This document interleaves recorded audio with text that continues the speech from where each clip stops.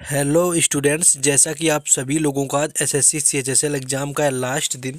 तो 21 मार्च को आपका थर्ड शिफ्ट का एग्ज़ाम समाप्त हो गया। तो देखते हैं कि थर्ड शिफ्ट में कौन कौन से क्वेश्चन पूछे गए थे। चलिए शुरू करते हैं। आपका थर्ड शिफ्ट का क्वेश्चन जो भी पूछे गए हैं यहाँ पर, ये सारे आपके सेकेंड शिफ्ट के हैं। हाँ चलिए, थर्ड शिफ्ट का आपका क्वेश्चन यहाँ से आता है। थर्ड शिफ्ट का जो पहला क्वेश्चन है यहाँ से शुरू होगा आपका। पूछा गया था कि महात्मा गांधी जब अफ्रीका से लौटे थे तो उनकी उम्र क्या थी। यानी अफ्रीका से 1915 में लौटते हैं महात्मा गांधी। 9 जनवरी 1915 को लौटे थे, इसीलिए 9 जनवरी को भारतीय प्रवासी दिवस यहाँ पर मनाया जाता है। तो 1915 को जब दक्षिण अफ्रीका से गांधी भारत लौटे हुए थे तो उनकी आयु 45 वर्ष 3 माह और 7 दिन थी। यानी कि कुल 45 वर्ष आपको ऑप्शन में दिया होगा, जो कि राइट आंसर होगा। यानी 45 वर्ष आयु थी महात्मा गांधी की जब वो दक्षिण अफ्रीका से भारत लौटे थे 1915 में, जो कि 9 जनवरी 1915 में लौटे हुए थे। नेक्स्ट आगे क्वेश्चन देखेंगे। एक कोई क्वेश्चन आपका यहाँ पर टोक्यो पैरा ओलंपिक से संबंधित आया हुआ था। एग्जैक्ट पूरी तरह क्वेश्चन ये नहीं मिल पाया, थोड़ा सा डाउट में। तो जिनका एग्जाम था वो कंफर्म कर दें कि टोक्यो पैरा ओलंपिक से मेडल जीतने वाली कोई ऐसा मेडल था, मतलब एक ही मेडल जीतने वाली कोई टीम पूछी हुई थी। बाकी अगर भारत की बात करें कि क्या रहा है ओवरऑल लेवल इसका टोक्यो पैरा ओलंपिक में, तो भारतीय खिलाड़ियों ने शानदार प्रदर्शन किया हुआ था आपका। और भारत ने सर्वश्रेष्ठ प्रदर्शन करे हुए 5 गोल्ड मेडल, 8 सिल्वर मेडल और 6 ब्रॉन्ज मेडल यहाँ पर जीते हुए थे आपके टोक्यो पैरा ओलंपिक के अंदर।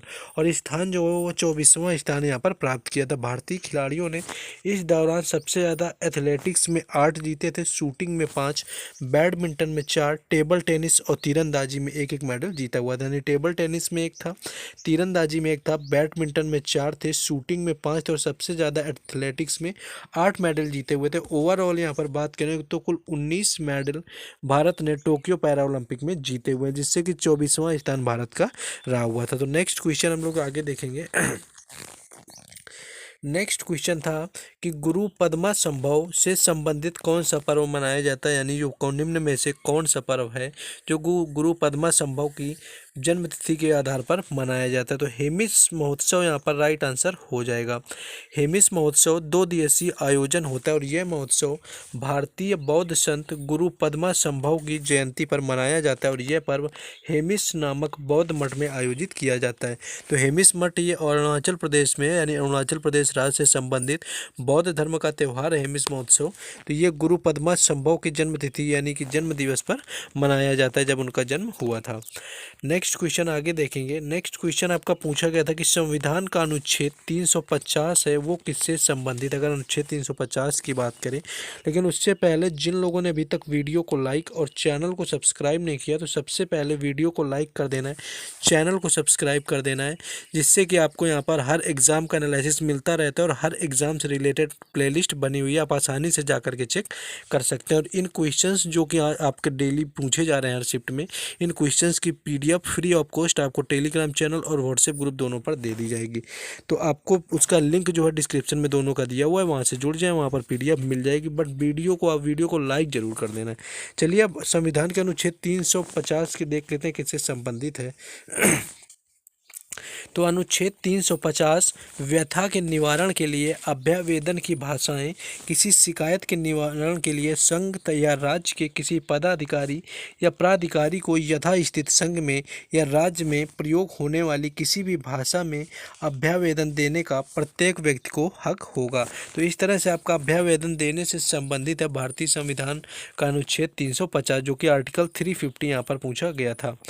नेक्स्ट क्वेश्चन यहाँ पर था कि निम्न में से भारत में नोबेल का शांति पुरस्कार किसे मिला है। अगर यहाँ पर नोबेल पुरस्कार की बात करें तो मदर टेरेसा को आपको मिला हुआ था। और उसके बाद जो नोबेल पुरस्कार मिला है वो कैलाश सत्यार्थी को नोबेल का शांति पुरस्कार नोबेल जो मिला हुआ है, जो कि दूसरे नंबर के थे। और कैलाश सत्यार्थी आपको ऑप्शन में दिया हुआ था, जो कि राइट आंसर था। 3 से 4 बार ये क्वेश्चन आपका सेम पूछा गया। एक बार ये पूछा गया कि 2014 में निम्न में से किसे भारत रत्न मिला था, तब उसका कैलाश सत्यार्थी वहाँ पर पर राइट आंसर था। और अगली बार क्वेश्चन ये पूछा गया कि कैलाश सत्यार्थी को नोबेल पुरस्कार कब दिया गया था। काफ़ी इंपॉर्टेंट क्वेश्चन है, देखिए किस तरह से पूछा जा रहा है। तो मदर टेरेसा को मिला था, उसके बाद कैलाश सत्यार्थी को मिलता है, और मदर टेरेसा को शांति का मिला था, उसके बाद अमर्त्य सेन को मिला था, ये अर्थव्यवस्था का था, इससे कोई खास मतलब नहीं है यहाँ पर। बाकी उसके बाद कैलाश सत्यार्थी दूसरे पाने वाले नोबेल का जो शांति पुरस्कार है, दूसरे व्यक्ति रहे भारत के जिन्होंने नोबेल पुरस्कार पाया हुआ था। नेक्स्ट क्वेश्चन ये पूछा गया था कि जो क्षुद्र ग्रह था बेल्ट किन ग्रहों के मध्य आती है, किसके मध्य, यानी कि एस्ट्रॉयड जो बेल्ट है वो किसके मध्य आती है। तो जो क्षुद्र ग्रह बेल्ट है मंगल और बृहस्पति के बीच में सौर मंडल का एक क्षेत्र है। ये धूल और चट्टान के टुकड़ों से बना है, जिसे क्षुद्र ग्रह और बौना ग्रह के रूप में भी जाना जाता है। क्षुद्र ग्रह बेल्ट मंगल और बृहस्पति कक्षाओं के बीच बैठता है और चट्टान और धूल के टुकड़ों से बना हुआ है। तो ये यहाँ पर पूछा गया था एस्ट्रॉयड बेल्ट किसके बीच में है, अगर ये तो मंगल और बृहस्पति यहाँ पर राइट आंसर था, यानी इन्हीं दो ग्रहों के बीच में एस्ट्रॉयड बेल्ट बनी हुई है। तो ये क्वेश्चन आपका आज पूछा गया था ज्योग्राफी में। नेक्स्ट एक क्वेश्चन था कि लिटिल मास्टर के उपनाम से किस क्रिकेटर को जाना जाता है। तो यहाँ पर लिटिल मास्टर पूछा गया था, किस क्रिकेटर को कहा जाता है। तो इसकी बात करें तो यहाँ पर सुनील गावस्कर बिल्कुल राइट आंसर था, यानी सुनील गावस्कर को लिटिल मास्टर के रूप में जाना जाता है। और मास्टर ब्लास्टर की बात करें तो मास्टर ब्लास्टर के रूप में यहाँ पर जाना जाता था सचिन तेंदुलकर को, जिस तरह से सौरभ गांगुली को द वॉल ऑफ इंडिया ऐसे जाना जाता था। तो ये कुछ क्रिकेटर के नाम हैं जिनके नाम से जाना जाता है, उपनाम भी दिए गए हैं। 1970 के दशक में कौशल को देखने के बाद उन्हें यह नाम दिया गया था। यह उनकी 5 फुट 6 इंच की छोटी ऊंचाई कारण भी था, यानी कि उनका जो हाइट था वो 5 फुट 6 इंच था, काफ़ी कम हाइट था सुनील गावस्कर के।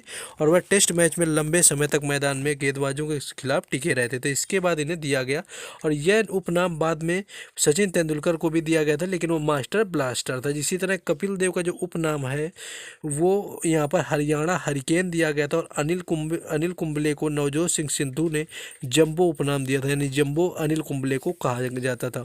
तो इस तरह के कुछ उपनाम है जो कि मोस्टली आपके एग्जाम में यहाँ पर कई बार पूछे जा चुके हैं, तो इसको भी आसानी से याद रख लेना है। नेक्स्ट क्वेश्चन देखेंगे। नेक्स्ट क्वेश्चन था कि किस तत्व की कक्षा में एक परमाणु होता है। अगर तत्व की बात करें कि किस कक्षा में एक तत्व होता है परमाणु, तो हीलियम यहाँ पर राइट आंसर हो जाएगा। एक परमाणु भी किसी साधारण से पदार्थ की सबसे छोटी घटक इकाई है जिसका एक रासायनिक तत्व के गुण होते हैं। तो ये हीलियम परमाणु होता है, जिसकी कक्षा में एक परमाणु पाया जाता है। नेक्स्ट क्वेश्चन आगे देखेंगे। नेक्स्ट एक क्वेश्चन आपका यहाँ पर अनुच्छेद 358A से संबंधित था कि संविधान का अनुच्छेद 350A किससे संबंधित है।